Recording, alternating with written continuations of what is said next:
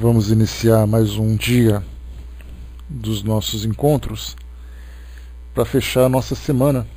O estudo do livro Fonte Viva é aquele que nos ajuda a fazer uma reflexão a respeito dos temas que dizem respeito à nossa vida, que dizem respeito às nossas relações, enfim, tudo aquilo que nos leva a uma reflexão um pouco mais profunda sobre aquilo que diz respeito ao nosso dia a dia.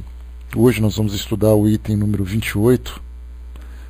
Alguma coisa é o título desse texto.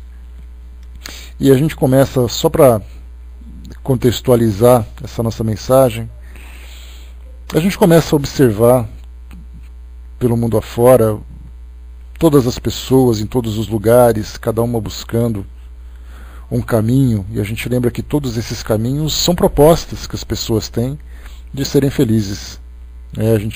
Todo mundo vem aqui e, por pior que seja, por maior que seja a dificuldade que alguém viva, ainda assim ela continua abrindo caminhos para tentar encontrar aquela paz interior, encontrar tranquilidade, encontrar felicidade para si mesma, e também compartilhando com outras pessoas.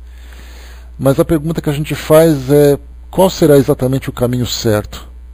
Porque quando a gente usa a expressão que as pessoas andam batendo a cabeça por aí, significa que elas estão experimentando, fazendo tentativas para encontrarem alguma coisa que possa realmente trazer para ela essa conquista íntima, essa conquista pessoal. Então elas se aventuram.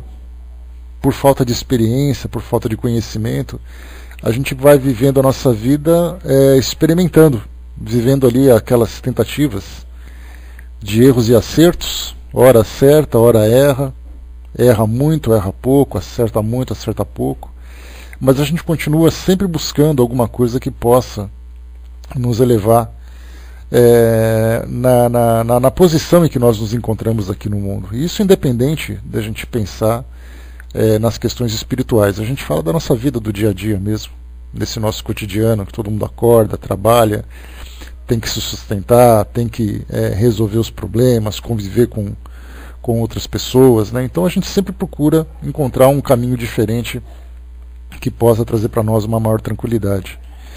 A nossa vida ela vai vivendo de fases também. Tem hora que ela se encontra numa fase mais tranquila, outra numa fase um pouco mais turbulenta, e assim a gente vai vivendo a nossa vida. E quando a gente olha para o rosto das pessoas, a gente começa a observar a ansiedade e ao mesmo tempo a angústia de querer encontrar esse paraíso íntimo, esse paraíso pessoal. Mas quando nós começamos a sair um pouco do nosso mundo material e começamos a buscar conhecimentos que nos elevem acima daquilo que esse nosso mundo oferece, e começamos a voltar os nossos olhos para a nossa realidade espiritual, a gente já começa a viver a nossa vida de um modo diferente. Então o nosso relacionamento com o mundo se torna diferente exatamente porque nós temos uma perspectiva diferente. Então nós temos uma compreensão maior das nossas dificuldades, nós buscamos o nosso crescimento em todas as áreas, mas um conhecimento não estimulados pela ambição, pela ganância, mas um crescimento buscando naturalmente o nosso conforto, uma tranquilidade material para a gente viver aqui no mundo, mas com a consciência de que esse crescimento ele é muito mais pessoal, muito mais íntimo do que simplesmente nós construirmos à nossa volta aqueles castelos de areia movidos pelas ilusões. Então, nós buscamos o nosso aperfeiçoamento, nosso aprimoramento, nós buscamos construir uma relação saudável com o nosso pequeno universo à nossa volta, nós procuramos fazer desses caminhos que nós vamos abrindo, caminhos que não sejam caminhos de aventuras, mas caminhos que tenham um propósito, porque na verdade, embora nós estejamos, podemos até dizer, no meio de uma selva, onde aquele matagal todo acaba tampando um pouco da nossa visão, no meio da vegetação toda nós encontramos aquela luz lá longe, aquela luz brilhando. Então a gente procura abrir caminhos, mas seguindo naquela direção. Alguns vão para o norte, outros vão para o sul, para o leste, para o oeste, cada um buscando um caminho, se aventurando para encontrar uma saída, mas nós temos o norte. Então nós abrimos, cada um abrindo um caminho diferente, cada um seguindo por uma rota diferente, mas sempre naquela mesma direção. Então significa que nós já temos a nossa bússola, que aponta para uma direção, aquela bússola que vai nos conduzindo por aquele caminho que é o caminho correto, que é o caminho saudável, e nós temos essa certeza porque todos aqueles que alcançaram aquele objetivo vieram nos contar, né? Nós temos aquele grande guia que nos leva também para aquela mesma direção, que é Jesus, não Jesus religioso, mas Jesus o sábio, Jesus o bondoso, Jesus o mestre, o professor, aquele que é o cuidador de todos nós, aquele que é literalmente, né, o pastor de todas aquelas ovelhas, né, que ele sempre conduz para aquela mesma direção. Então, para nós que já encontramos essa rota, os nossos caminhos se tornam mais tranquilos. Não tranquilos no sentido de nos isentar das nossas provas, dos nossos desafios, mas nós sabemos que mesmo passando por dificuldades, essas dificuldades terão fim, porque ao alcançarmos esse objetivo, tudo à nossa volta vai mudar. Então nós vivemos hoje a nossa realidade de lutas, de aprendizado, de reparações, de dificuldades, mas ainda assim o nosso caminho se encontra lá na frente. A gente poderia fazer uma comparação que nesse nosso caminho a gente encontra, né, um riacho, pedras, mata fechada, algumas vezes mata que tem espinhos, mas a gente tem que passar por tudo isso para poder chegar naquele objetivo. Usando essa analogia, a gente começa então a olhar para o mundo hoje e percebe que as pessoas elas estão em busca de alguma coisa, mas elas não fazem ideia do que é. Elas simplesmente querem uma tranquilidade, mas não sabem onde encontrar essa tranquilidade. Elas procuram filosofias, procuram crenças, procuram atividades que possam proporcionar a ela essa felicidade interior, mas na verdade elas investem tudo aquilo que elas têm, apostam tudo aquilo que elas têm exatamente nessas novas descobertas e eventualmente acabam perdendo. E essa perda acaba trazendo grandes decepções, acabam trazendo grandes sofrimentos, grandes desilusões. Então a gente se pergunta de que modo que nós podemos fazer com que todos nós, ao mesmo tempo, vamos nos esclarecendo. Como é que nós podemos nos esclarecer? Como é que nós podemos avançar nessa busca por essa felicidade? Os espíritos nos dizem com bastante frequência que todos nós que temos um grau maior de conhecimento a respeito dessa nossa realidade espiritual, nós devemos compartilhar esse conhecimento. E todas as religiões procuram fazer isso, cada uma do seu jeito, algumas vezes, algumas violando a crença dos outros, violando o tempo dos outros, a limitação que os outros têm. Algumas outras se tornam indiferentes às necessidades que são apresentadas pelo mundo. Outras têm grande vontade de apresentar esse conhecimento, mas não sabem como fazer. Então nós vamos gradualmente, né, alcançando esse maior conhecimento a respeito dessa nossa realidade e ao mesmo tempo vamos aprendendo também a forma de nós disseminarmos esse conhecimento.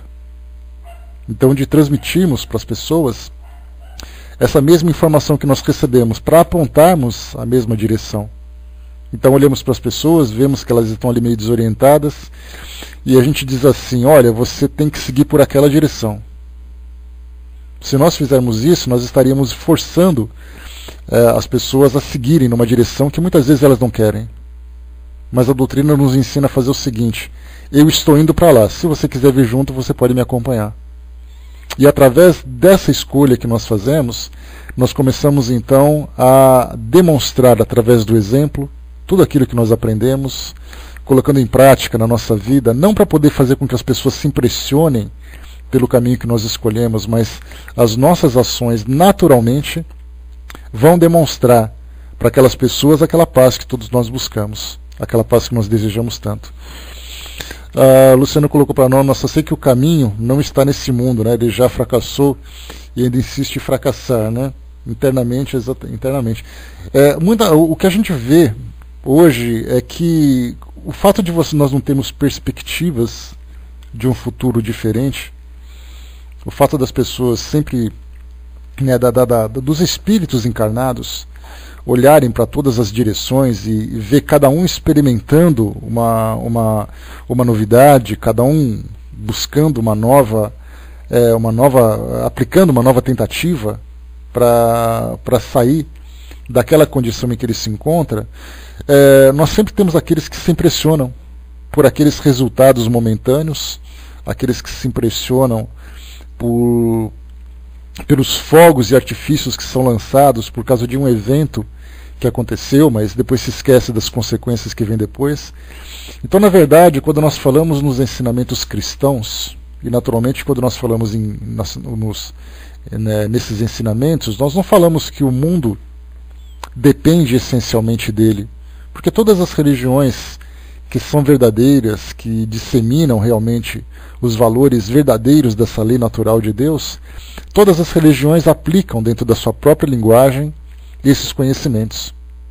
Então dizer que um cristão vai ser mais feliz do que um budista, do que um muçulmano, do que um judeu, seria a pretensão e a arrogância. E nós entraríamos exatamente naquela ideia de competitividade entre as religiões, tentando angariar clientes para poder rechear cada vez mais as suas fileiras, né?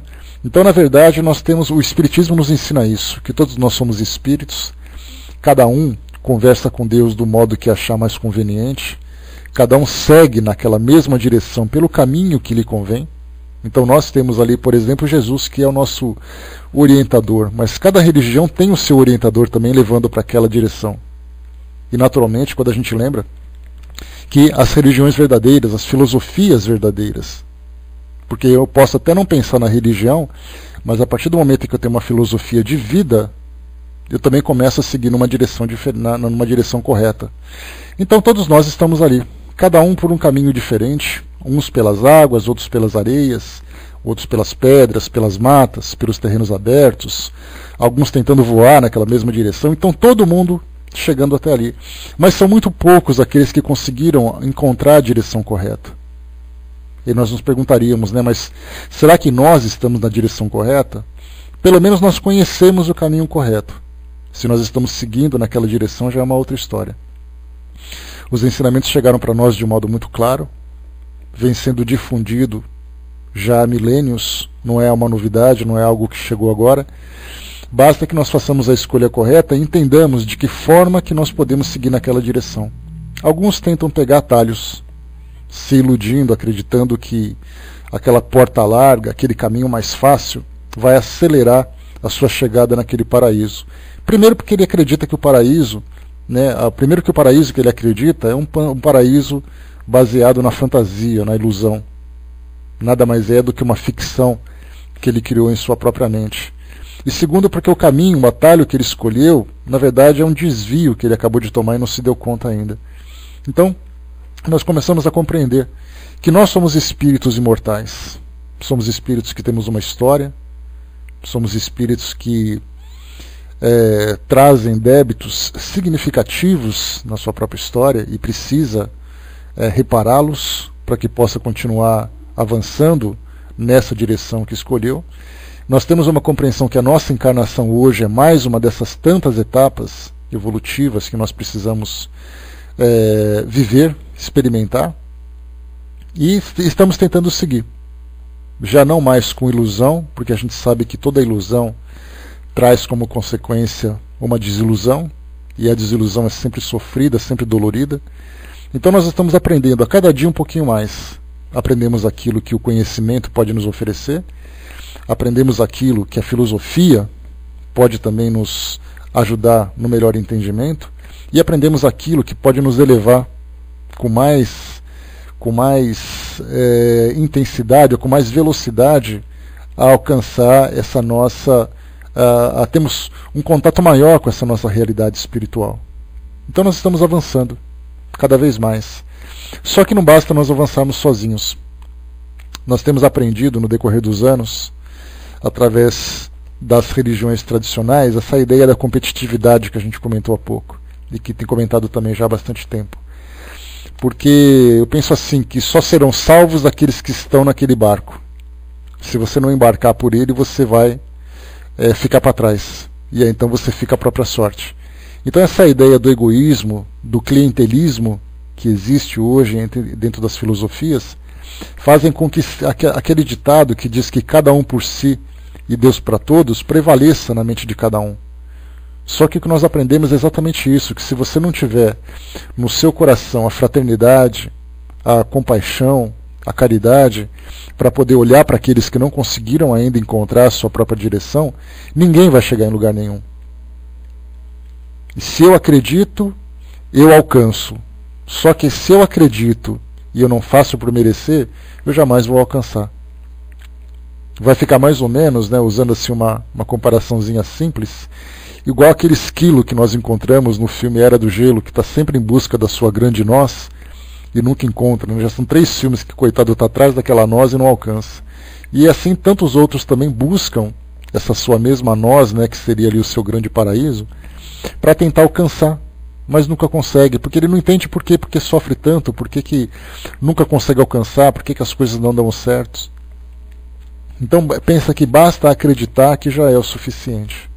Na verdade, nós não precisamos, não basta apenas acreditar, nós precisamos também nos transformar naquilo que nós acreditamos. É baseado nisso que Emmanuel separou para nós aqui esse texto, e que ele fala sobre, ele traz para nós uma mensagem interessante, que todos nós sempre conhecemos, sempre aprendemos, que fala que Jesus não veio para os sãos, mas ele veio para os enfermos.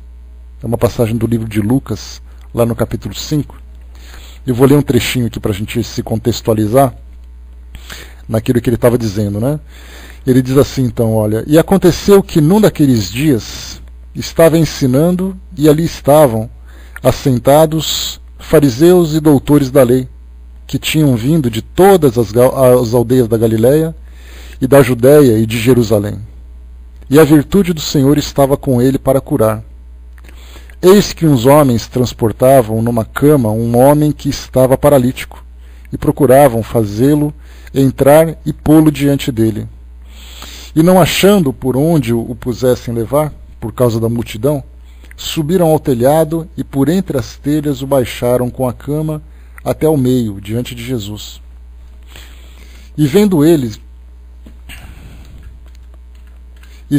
a fé deles, disse-lhe: Homem, os teus pecados te são perdoados. E os escribas e os fariseus começaram a arrazoar, dizendo: Quem é este que diz blasfêmias? Quem pode perdoar pecados, senão só Deus?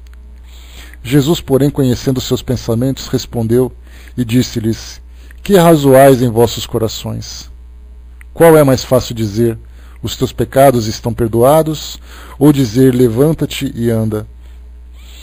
Ora, para que saibais que o Filho do Homem tem sobre a terra poder de perdoar pecados, disse ao paralítico: E a ti te digo, levanta-te e toma a tua cama e vai para a tua casa. E levantando-se logo diante deles, e tomando a cama em que estava deitado, foi para casa glorificando a Deus.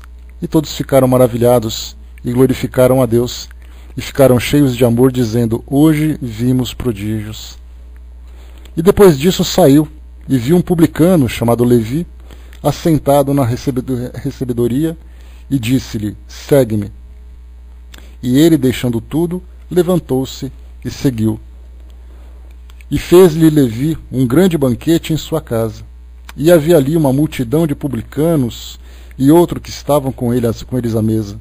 E os escribas deles e os fariseus murmuravam contra os seus discípulos, dizendo: Por que comeis e bebeis com publicanos e pecadores? E Jesus, respondendo, disse-lhes: Não necessitam de médicos que são sãos, mas sim os que são enfermos. Eu não vim para chamar os justos, mas sim os pecadores ao arrependimento. A partir daqui, continua a história, mas a gente já consegue ter uma compreensão daquilo que Jesus veio fazer, que foi exatamente chamar, convocar, instruir, ajudar aqueles que estavam desorientados naquele caminho em busca daquele norte que nós comentamos no início. E nós, como espíritas, nos consideramos seguidores de Jesus, porque é sempre interessante aquilo que a gente comentou numa certa vez, falando sobre a síndrome da ovelha.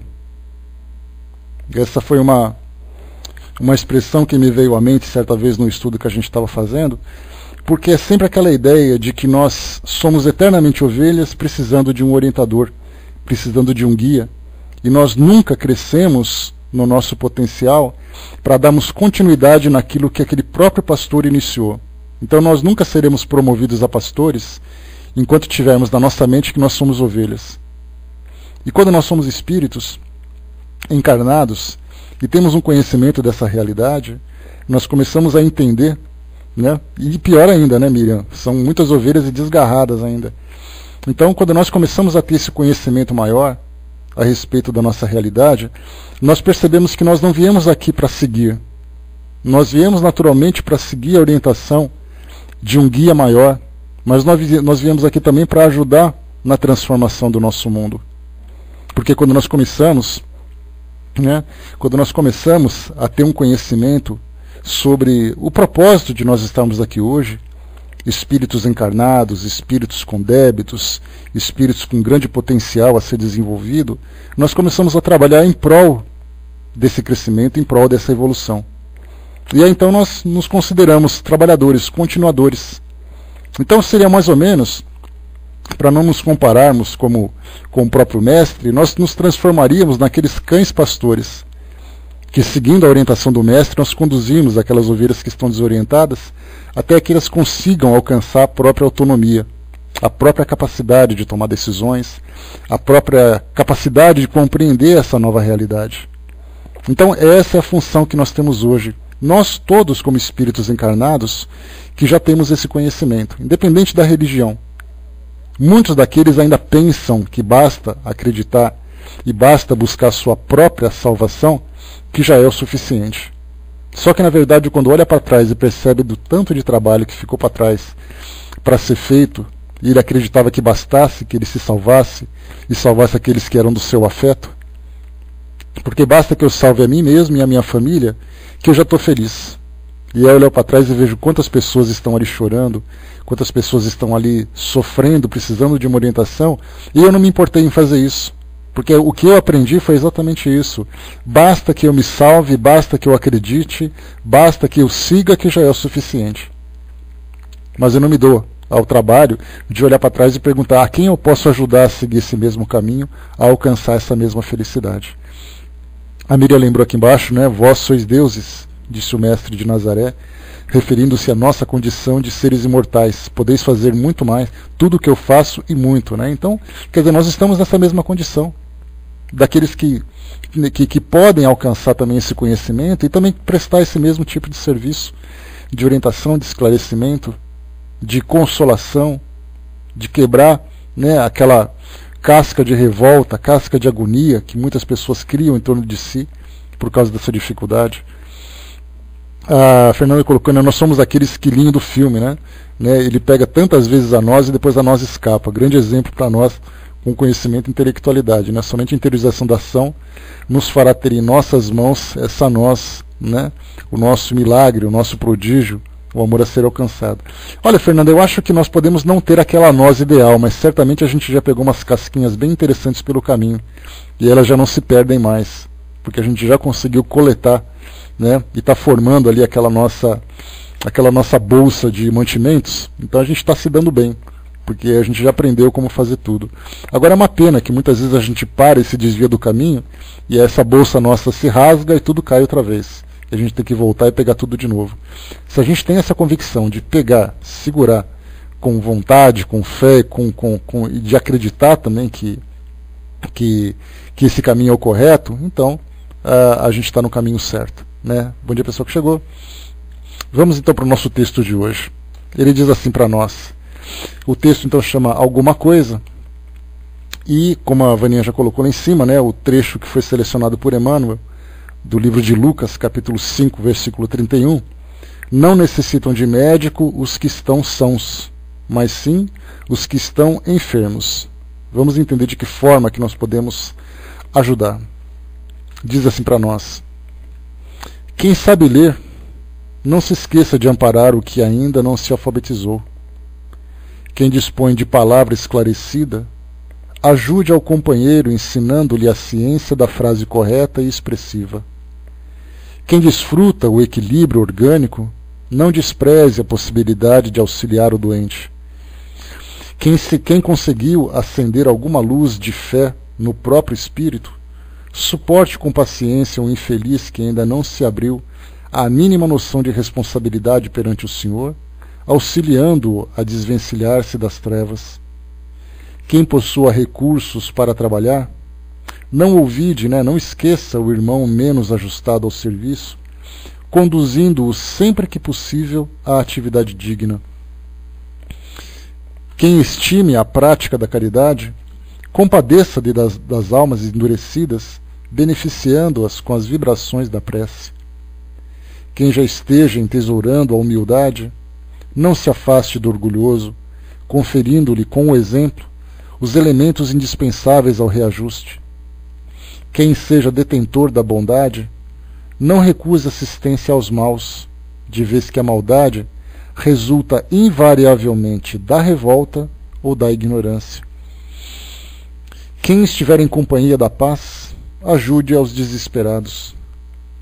Quem guarde alegria, divida a graça do contentamento com os tristes. Asseverou o Senhor que os sãos não precisam de médico, mas sim os enfermos. Lembra-te dos que transitam no mundo entre dificuldades maiores que as tuas.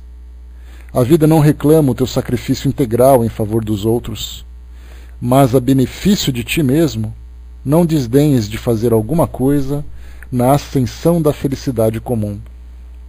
Então esse alguma coisa, que é o título do nosso livro,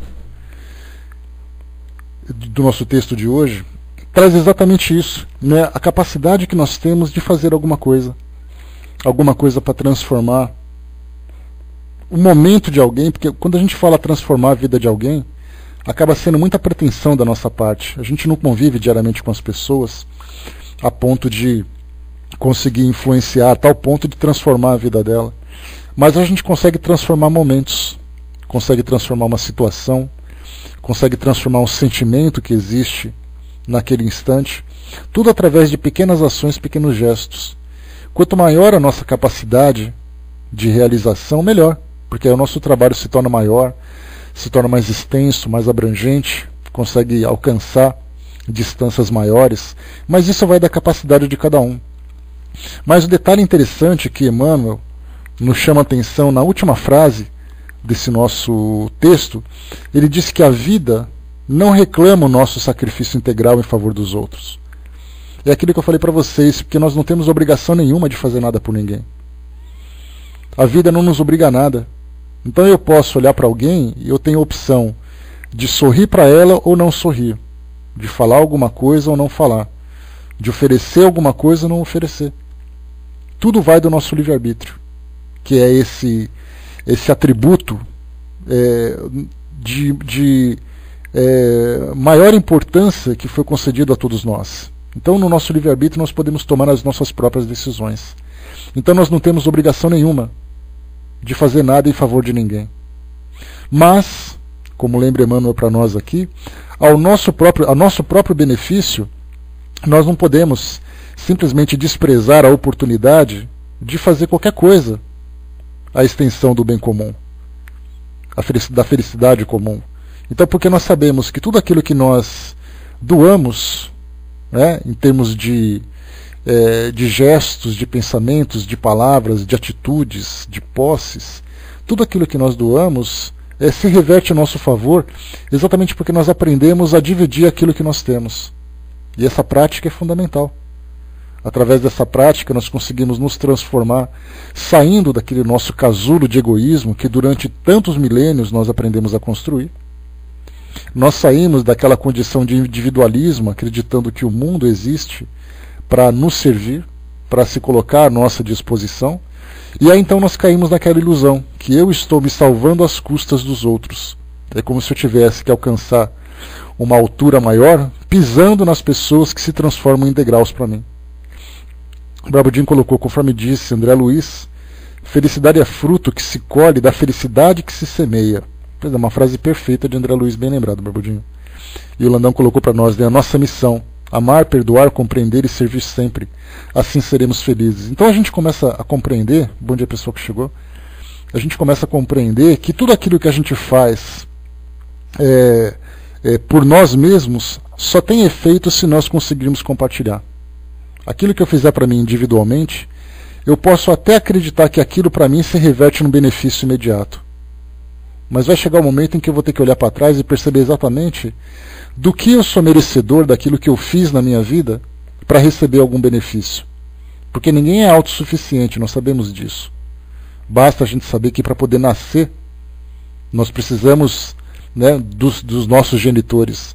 Para podermos nos desenvolver, nós precisamos dos cuidados dos outros. Para podermos chegar nessa condição que nós temos hoje, a gente pensa assim: eu sou autossuficiente. É autossuficiente até que não tenha mais comida no mercado, até que não tenha mais gasolina no posto para você abastecer seu carro, até que não tenha roupa para vestir e uma indústria para poder produzir medicamentos. Então nós acreditamos que a nossa autossuficiência, basta dar água, né Florzinha? A nossa autossuficiência, na verdade, ela é uma crença sustentada pela nossa arrogância. Porque nós acreditamos que não dependemos de ninguém. Não dependemos de favores, pelo menos. Mas nós dependemos dos outros, sem dúvida nenhuma. Então basta ver que nós não somos autossuficientes, que nós não somos independentes da forma como nós imaginamos. É a nossa prepotência, o nosso egoísmo que nos coloca nessa condição. Porque se nós pegássemos, por exemplo, como referência esses filmes apocalípticos que hoje tanto passam nos cinemas, na televisão, onde tudo virou do avesso porque aconteceu uma epidemia, uma catástrofe natural, nós vemos as pessoas desesperadas, completamente desorientadas, morrendo por falta de amparo, por falta de apoio. Então nós podemos até imaginar que no nosso sistema de vida atual, nós temos condições de trabalhar, porque nós temos a capacidade intelectual, nós temos o emprego que nos sustenta e tudo mais, e eu recebo então o meu salário, os meus recursos, e eu posso comprar aquilo que eu preciso, comprar os serviços que me são importantes, que me são necessários. Então eu acredito nisso. Mas quando nós falamos moralmente, imaginemos se o mundo hoje fosse indiferente. Se você recebesse a indiferença no local onde você vai comprar alguma coisa, a indiferença do seu vizinho, a indiferença da sua família, a indiferença de um atendimento médico, a indiferença numa escola. Imaginemos se o mundo fosse indiferente. Se nós conseguíssemos criar esse cenário onde ninguém se importasse com ninguém. Onde aquilo que eu quero eu tomo, aqueles que me incomodam eu tiro do caminho, aquelas pessoas que não me dão o que eu quero, eu simplesmente passo por cima. Esse seria exatamente um mundo sustentado por esse egoísmo. Mas nós conseguimos alimentar essa fraternidade, só que nós temos ainda, em virtude da nossa falta de conhecimento, uma fraternidade seletiva. Significa que nós apenas somos fraternos com as pessoas que interessam para nós. Então eu trato com educação aquelas pessoas que para mim vão me trazer algum benefício. Nós fazemos isso quase que inconscientemente. Porque se por acaso não me interessa, eu passo pelas pessoas na calçada da porta da minha casa e eu nem olho para a cara delas. Se for alguém do meu afeto, alguém do meu círculo social, aí eu me torno mais educado, me torno mais fraterno, me torno mais caloroso. Né? Se fizer parte da minha família, eu trato com toda a educação. Se não fizer parte da minha família, não faz diferença nenhuma. Então essa nossa seletividade, ela se dá porque nós trazemos ainda dentro de nós sentimentos que são primitivos. Aquele sentimento do egoísmo, onde eu tenho que proteger a mim mesmo e aquilo que me pertence. Então a minha família é a minha posse. Então eu preciso protegê-la. E aquilo que não é da minha família, infelizmente eu não posso fazer nada. Então nós estamos saindo dessa fase de vivermos circunscritos dentro do nosso pequeno mundo e começamos agora a olhar para o mundo de um modo diferente. Olhar para as pessoas como elas são, independente do vínculo que ela tenha comigo. Então eu olho para alguém da minha família e é natural que eu tenha um carinho maior por essas pessoas, pela convivência, pelas experiências que nós vivemos em conjunto e tudo mais. Mas quando eu olho na pessoa na rua, eu já começo a não sentir mais aquela indiferença. Eu ainda tenho uma certa resistência de tomar alguma atitude para fazer alguma coisa por ela. A gente lembra, por exemplo, Madre Teresa de Calcutá, para quem assistiu ao filme dela, que conta a sua biografia, mostra exatamente isso, que ela acabou, né, pela escolha religiosa que ela fez, ela se separou da família, foi viver a vida religiosa dela naquela ordem, né, que ela ajudou a fundar, lá em Calcutá. E aí então, pelo fato dela não ter posses da família, cada vez que ela andava na rua e ela via um indigente, uma pessoa sofrendo, ela de imediato ela ia levar uma palavra de consolo, um gesto de carinho. Isso porque ela conseguiu se desprender desses vínculos familiares, da forma possessiva como nós imaginamos. Não significa necessariamente que ela não tivesse carinho pelos seus irmãos, pelos seus sobrinhos, por parentes próximos. Mas a forma, o tipo de vida que ela escolheu, fez com que ela quebrasse essas barreiras e juntasse nessa grande família que ela tinha, a família também daqueles que eram desconhecidos. E é isso que a gente vai aprendendo aos poucos. Aprendendo que nós, individualmente, somos espíritos que trabalham e que lutam pela própria evolução, mas que sabemos também que nós não conseguiremos avançar além desses nossos limites individuais, se nós não estendermos as nossas fronteiras, acolhendo também aqueles que convivem conosco, aqueles que dividem conosco o mesmo mundo. Por isso, então, quando Emmanuel fala para nós que nós não temos obrigação de ajudar ninguém, né, quando ele lembra isso, que a vida não reclama de nós um sacrifício integral em favor dos outros, significa que nós podemos fazer essa escolha. Só que, na verdade, a gente vai reduzindo cada vez mais as nossas opções. A gente vai reduzindo cada vez mais o auxílio, as mãos que podem nos ajudar nessa assistência. Porque nós temos as mãos que estão aqui conosco e as mãos que estão no mundo espiritual. E nós precisamos dar assistência aqui e do outro lado, onde quer que for. Estamos constantemente sendo sustentados por mãos invisíveis que nós sequer damos conta. Daí então a gente começa a ver que, bom, se eu recebo tudo isso, por que eu não posso oferecer alguma coisa em troca? Não apenas porque eu recebo, mas porque eu tenho capacidade de oferecer alguma coisa. Nesse texto, Emmanuel trouxe para nós várias situações. Se eu posso ler, eu posso ajudar aquele que não sabe ler. Se eu tenho uma palavra esclarecida, eu posso ajudar aquele que não tem uma compreensão. Se eu tenho equilíbrio orgânico, ajudar aquele que está doente. Se eu tenho a luz de fé desenvolvida em mim, eu posso ajudar aquele que não encontrou ainda, que se encontra ainda preso nessas trevas da ignorância. Quem possui recurso para trabalhar pode ajudar aquele que é menos afortunado a encontrar uma atividade digna. Se eu tenho a condição de praticar a caridade, eu tenho condição e tenho vontade, que eu não me esqueça jamais daquelas almas endurecidas que precisam dessa ajuda. Se por acaso eu conseguir desenvolver em mim um pouco de humildade, que eu não me esqueça principalmente daqueles que vivem ainda em função do próprio orgulho, machucando a si mesmo e machucando também aqueles que estão à sua própria volta. Se por acaso eu conseguir semear um pouco de bondade no meu coração, que eu não me esqueça daqueles que são maus. Porque essa passagem é interessante.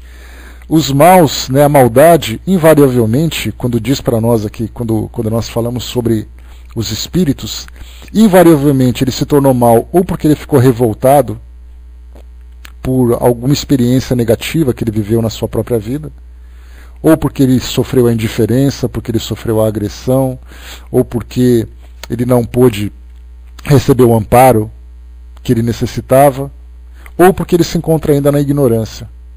E ele acredita que o instinto é a linguagem, aliás, a força é a linguagem mais prática e mais fácil de ser aplicada no nosso mundo hoje.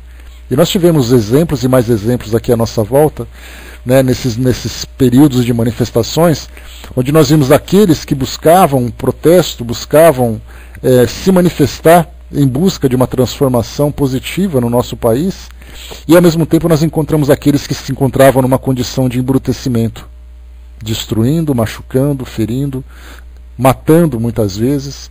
E nós perguntamos, mas aquela pessoa que acabou de jogar uma pedra, o que move ela exatamente? Ela está revoltada com o quê? Ou ela acredita no que exatamente, esperando um resultado positivo daquela atitude? Então nós vemos assim que nós vivemos num mundo de provas e expiações, interagindo com espíritos nas mais variadas graduações. nós nos encontramos aonde? Certamente ainda numa condição de grande ignorância, mas certamente também já desprendidos desses instintos primitivos que nos moviam lá no início. Ainda falta muito para a gente poder caminhar. Ainda falta muito para a gente poder começar realmente a demonstrar nas nossas ações, no nosso dia a dia, aquilo que nós acreditamos como filosofia de vida. Porque acreditar em alguma coisa é muito fácil. Ontem nós falávamos, logo que nós terminamos o nosso estudo, a respeito daqueles estudos, né, que nós fazemos dos livros científicos do Espiritismo, assim como dos livros de evangelização do Espiritismo. E eu falei para vocês sobre uma dificuldade grande que eu tenho em falar sobre os livros evangélicos, né? Isso porque eu sempre entendo que quando você fala de alguma coisa relacionada com uma transformação moral, você precisa falar daquilo que você vive, e não simplesmente daquilo que você ouviu falar. Porque falar de virtude, pegando exemplos que nós temos à nossa volta, é algo muito prático. Vamos falar de caridade, vamos pegar a Madre Teresa de Calcutá. Vamos falar sobre sacrifício pessoal em benefício do próximo, vamos falar de Chico Xavier. Mas qual é a autoridade moral que eu tenho para falar de mim mesmo quando eu falo desses elementos? Fala de humildade, de paciência, de caridade. Irmã Dulce, né, Sandra? E tantos outros. Fala de humildade, caridade, fraternidade, indulgência, perdão. Como é que a gente vai falar sobre perdão se o nosso coração ainda se encontra machucado com tantas experiências que nós vivemos e nós não conseguimos desprender ainda?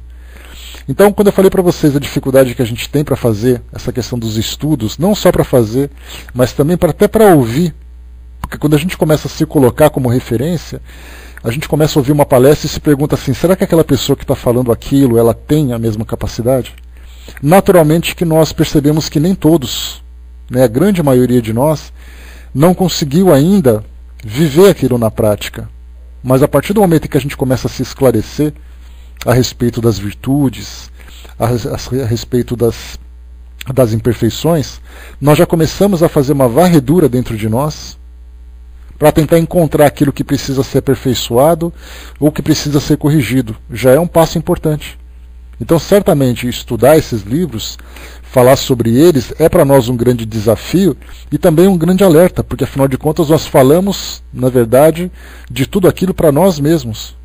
Quando eu falo para vocês assim, meus irmãos, vocês precisam perdoar os seus desafetos.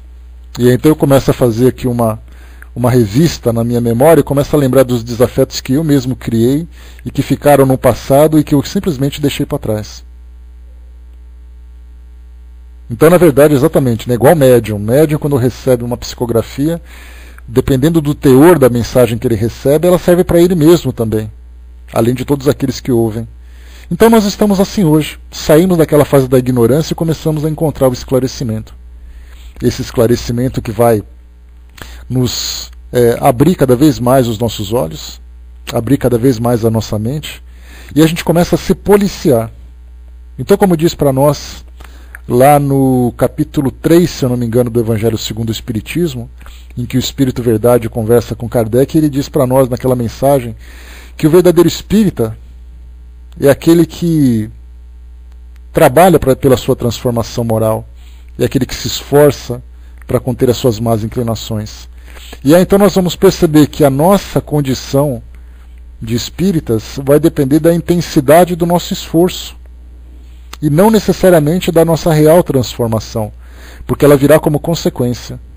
O esforço que nós demandamos, que nós aplicamos nesse processo de mudança, já começa cada vez mais a nos elevar. Porque quando eu tenho essa dedicação, é igual aquele aluno, né, que quando nós pegamos naquela psicologia, naquela pedagogia correta, o aluno pode até não tirar boas notas, mas o professor avalia o esforço que ele empreende para poder fazer aquela prova. E ele vai chegar e falar, professora, mas eu estudei tanto, eu só não consegui entender. A professora vai pegar pela mão e vai dizer assim, então vamos ver o que está errado com seus estudos. Agora tem aquele aluno que simplesmente não se importa, tira uma nota baixa, não se importa, faz aquela baderna, né, aquele tumulto dentro da sala de aula, e quando vai fazer a prova ele tira uma nota ruim. Então é exatamente ali que se encontra é a diferença de nós sermos reconhecidos pelos nossos esforços, pela nossa dedicação em prol da nossa própria causa, mas principalmente investindo na aplicação desses nossos valores em benefício daqueles que estão à nossa volta, do mundo à nossa volta. Hermes lembrou aqui que, mas diz o ditado, água mole em pedra dura, tanto bate até que fura. Dessa forma, falando sobre perdão, mesmo que ainda não o pratique, em algum momento aprenderia a perdoar. Logo vamos falar até aprender. É aquela história, a gente vai se policiando.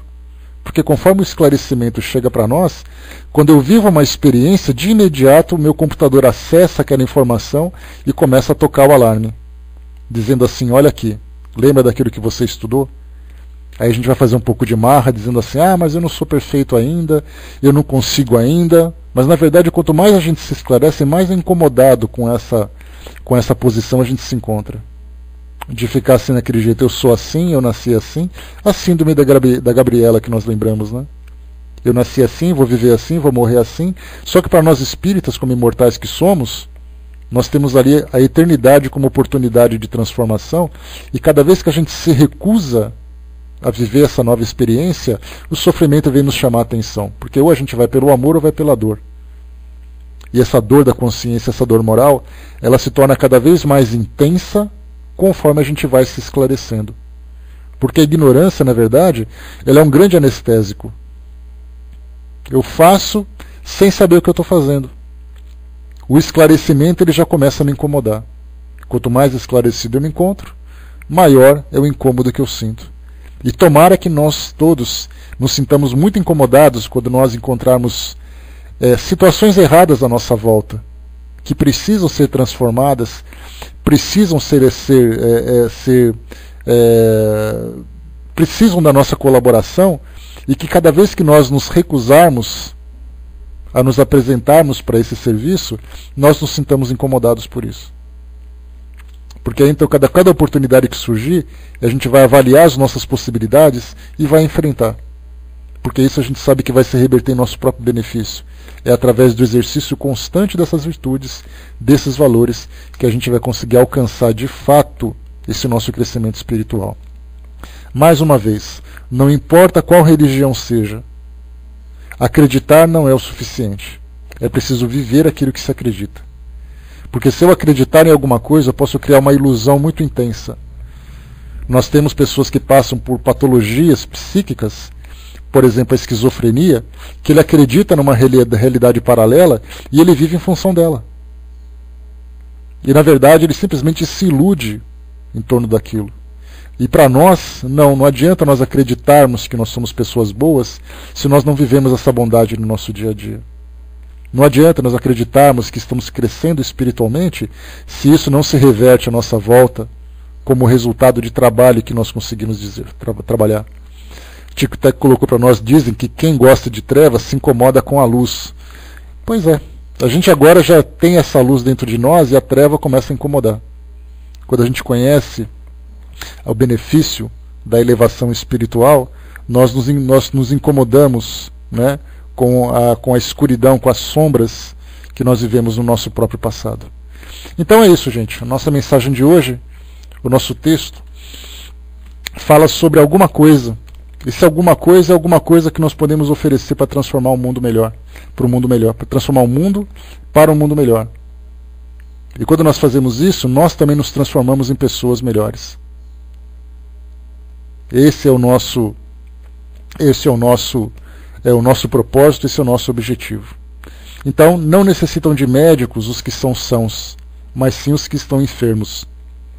E nós somos os enfermeiros que atuamos coordenados por esse grande médico. Então, apliquemos, né, o nosso conhecimento na cura desses que buscam conhecimento, dentro daquilo que é possível para todos nós, mas principalmente dentro da nossa própria autocura, para sairmos dessa condição de enfermos que também somos.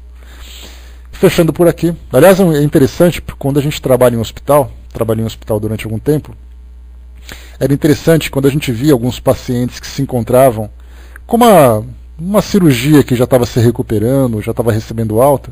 Era interessante ver os pacientes que se preocupavam com aqueles pacientes que estavam numa condição pior. E aí então você via um paciente levantando do leito para pegar um copo d'água para aquele que não conseguia se levantar. aquele paciente que ia chamar um enfermeiro porque o paciente do lado estava sentindo dor e ele não conseguia chamar. De repente o paciente precisava caminhar no corredor e o outro vinha dar a mão para ajudar ele a dar alguns passos porque as pernas estavam ainda meio fracas.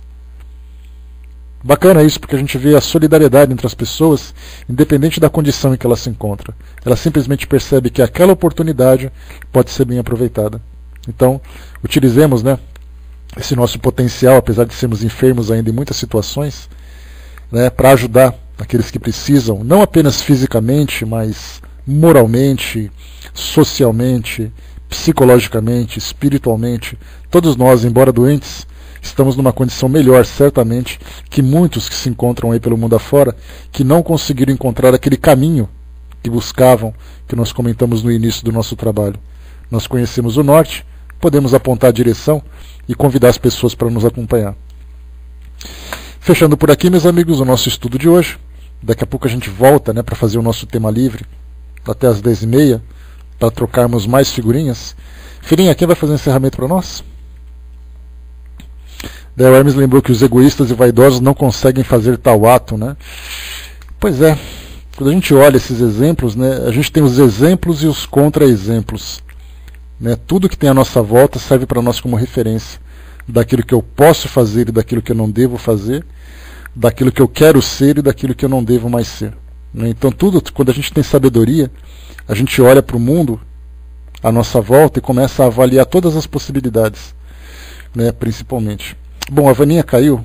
Bom, vou fazer aqui a nossa prece, aproveitando aqui esse nosso momento de tranquilidade. É que hoje a gente acaba às 10 horas, né, fraterna? Então, está até um pouquinho além do nosso horário. Mas a gente vai até às 10h30 que a gente tem o nosso bate-papo final aqui, nosso tema livre, para quem quiser colocar alguma questão. Vamos lá então, pessoal, elevar o nosso pensamento, tranquilizar a nossa mente, pensar nessa lição que nós aprendemos hoje através desse texto, através dessas nossas reflexões. E quando nós olhamos para o alto, nós visualizamos a imagem de Jesus, o nosso grande mestre, o nosso grande amigo, o nosso grande exemplo, e nos colocamos à disposição, perguntando, né, mestre, o que queres que eu faça?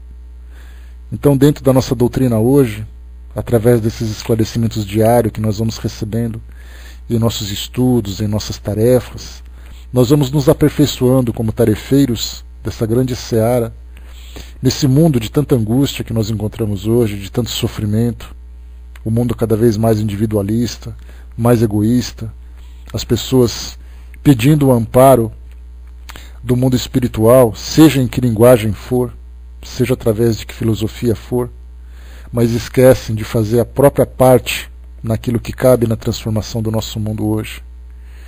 Que a nossa mente, que os nossos corações, nossas mentes e corações se expandam cada vez mais, consigam olhar para o mundo de um modo diferente. A cada dia nós conseguimos lançar os nossos olhos em volta do mundo, mas que nós consigamos, mais do que observar, que nós consigamos também agir em função de todos esses ensinamentos que nós aprendemos no nosso dia a dia, dentro dessa filosofia que nos orienta e que nos dirige.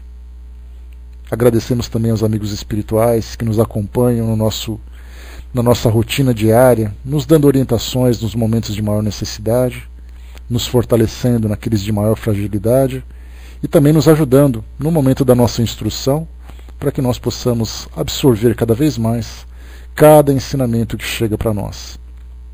Agradecemos também a Deus pela vida, pela oportunidade de nós estarmos aqui hoje, trabalhando, vivendo, lutando e até mesmo sofrendo no mundo de provas e expiações, porque nós compreendemos que essas lutas que nós hoje temos que travar dizem respeito à nossa própria história, às nossas próprias necessidades, e que superando nós conseguiremos nos elevar cada vez mais e conquistar aquele paraíso íntimo que todos nós buscamos dentro de nós.